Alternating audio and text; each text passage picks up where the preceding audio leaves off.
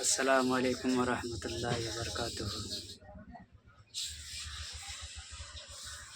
नहमदुहु व नसल्ली अला रसूलिल करीम, अम्मा बाद। अऊज़ु बिल्लाहि मिनश शैतानिर रजीम। बिस्मिल्लाहिर रहमानिर रहीम। या अय्युहल्लज़ीना आमनू इज़ा नूदिया लिस्सलाति मिन यौमिल जुमुअति फसअू इला ज़िक्रिल्लाहि व ज़ारुल बैअ ज़ालिकुम खैरुल लकुम इन कुंतुम तालमून।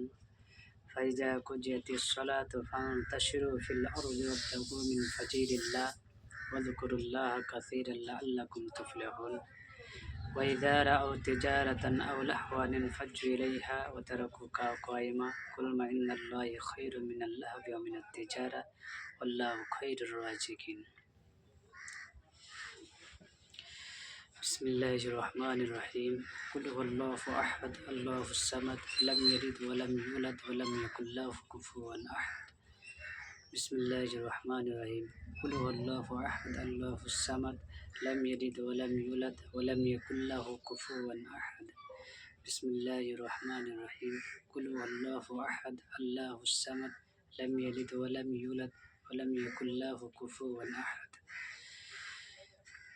बिस्मिल्लाहिर्रहमानिर्रहीम। अल्लाहुम्मा सल्लि अला मुहम्मद व अला आलि मुहम्मद कमा सल्लैता अला इब्राहीम व अला आलि इब्राहीम इन्नका हमीदुम मजीद। अल्लाहुम्मा बारिक अला मुहम्मद व अला आलि मुहम्मद कमा बारकता अला इब्राहीम व अला आलि इब्राहीम इन्नका हमीदुम मजीद। আজকে হচ্ছে জুমার দিন। এই জুমার দিনকে সপ্তাহের সর্দার বলা হয়। এই জুমার দিনকে ঈদও বলা হয়। এই জুমার দিনে আদম আলাইহিস সালামকে আল্লাহ তাআলা সৃষ্টি করেছেন। এই জুমার দিনই কিয়ামত সংঘটিত হবে। এই জুমার দিনই আদম আলাইহিস সালামকে জান্নাত থেকে বের করা হয়েছিল। জুমার অনেক গুরুত্ব রয়েছে।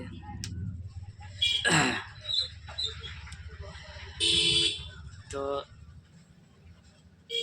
এই জুমার দিনে নবীর প্রতি বেশি বেশি করে দুরূদ পাঠ করতে হয়। এই জন্য দুরূদ পাঠ করলাম। আপনারাও সকলে বেশি বেশি করে দুরূদ পাঠ করবেন এবং বেশি বেশি করে জিকির আজকার করবেন। কেন যে এই জুমার দিনে কিয়ামত সংঘটিত হবে এই বলে যত সমুদ্র, গাছপালা, নদী, নালা, আসমান এবং জমিনে যত কিছু আছে সমস্ত জীবজন্তু সবাই তারা বেশি বেশি করে আল্লাহকে ডাকে, স্মরণ করে। এই জন্য যে হতে পারে কিয়ামত সংঘটিত হয়ে যাবে, এই জন্য তারা ভয়ে ভীতু হয়ে থাকে। যেমন লজ্জাপতি গাছকে যদি আপনি স্পর্শ করেন, তারা কী হয়, যদি আপনি ওকে স্পর্শ করেন তো পাতাগুলো জড়ো হয়ে যায়। মনে হয় যে ভয়ে জড়ো হয়ে যায়, ভীতু হয়ে যায়। সেরকম আসমান এবং জমিনে যত কিছু জীবজন্তু আছে এই জুমার দিনে আল্লাহ তাআলাকে বেশি বেশি করে স্মরণ করে, আল্লাহকে ডাকে, জিকির আজকার করে। এই জন্য যে এই দিনে কিয়ামত সংঘটিত হবে, হতে পারে কিয়ামত সংঘটিত হয়ে যাবে। এই কারণে এই দিনে এই জুমার দিনের অনেক ফজিলত রয়েছে। দুটি সময় রয়েছে, এমন একটি সময় রয়েছে, কেউ বলেছে আসরের পরে, কেউ বলেছে জুমার সময়।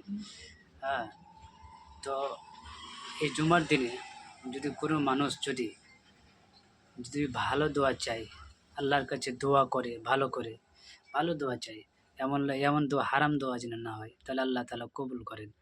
যেমন হারাম দোয়া, কেউ যদি বলে না আমার গার্লফ্রেন্ড আছে, আল্লাহ তোমার কাছে দোয়া চাইছি যে যেন আমার গার্লফ্রেন্ডের সাথে যেন আজকে দেখা করতে যাব, সেখানে যেন গল্প করার, সেখানে যেন যোগাযোগ করার সুযোগ হয়ে যায়, বা গার্লফ্রেন্ডের সাথে যেন আমি তার সাথে যোগাযোগ করে যেন আমার সেটিং হয়ে যায়।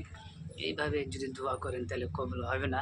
দোয়া করতে হবে যে ভালো কাজের জন্য দোয়া করতে হবে। তাহলে হতে পারে সে সময়টা যদি দোয়া করেন আপনি, তাহলে আল্লাহ তাআলা অবশ্যই কবুল করবেন। তো এই জুমার দিনে একটি গুরুত্বপূর্ণ কথা আপনাদেরকে বলবো যে যারা স্বার্থপর স্ত্রী, স্বার্থপর যারা স্বার্থের জন্য স্বামীকে ভালোবাসে, তো তাদেরকে কি করে চিনতে পারবেন? চেনার কি উপায়, কি পদ্ধতি, কি কারণ, বা কি করে বুঝবেন যে আমাকে স্বার্থর জন্য ভালোবাসে? কি করে বুঝবেন?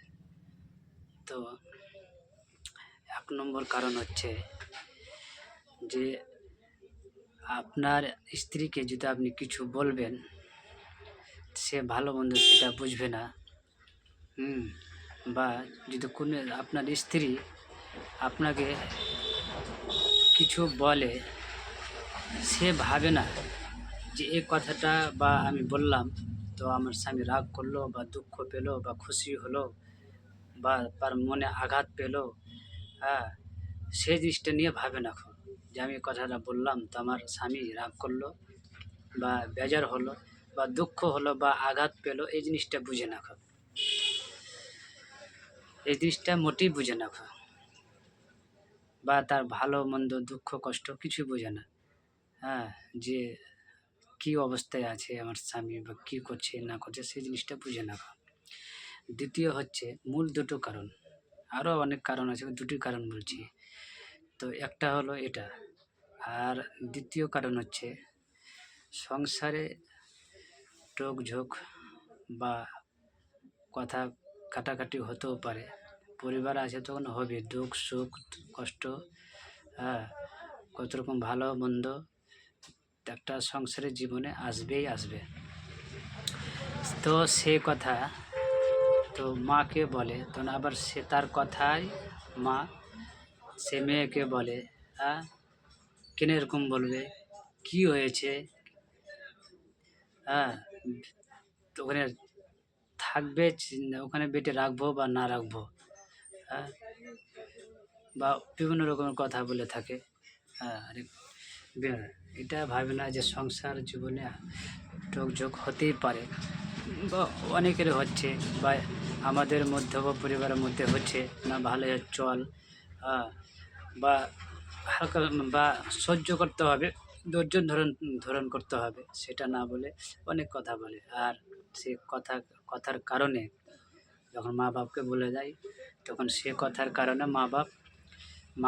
মা বাপের কথার কারণে কি হয়, অনেকেরই মানে কি যে বিবাহ বিচ্ছেদ হয়ে যায়, ছিন্ন ভিন্ন হয়ে যায়।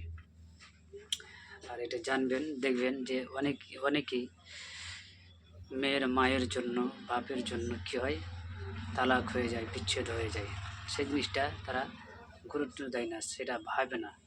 তাকে এই কথা না বলে তাকে বোঝাতে হবে, তাকে সমঝাতে হবে যে না, এরকম এরকম করতে হবে না, সাবর করতে হবে। সংসার জীবনে দুঃখ সুখ আসবে, এমন কোনো পৃথিবীতে যতই ভালো হোক না কেন, যে সংসারের জীবনে যে দুঃখ অল্প স্বল্প হয়নি এমন কথা নয়, হতে পারে। তবে প্রত্যেক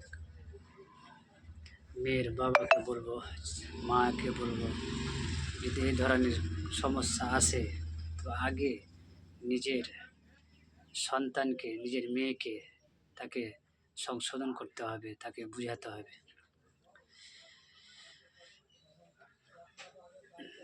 আল্লাহ তাআলার কাছে আমরা সকলেই দোয়া করবো যেন বিবাহের পর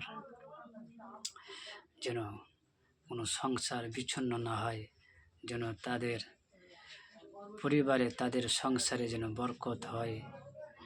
আল্লাহ তাআলা তাদের জন্য স্বামী স্ত্রীর সংসার যেন কবুল করে, সকলে বলি আল্লাহুম্মা আমিন।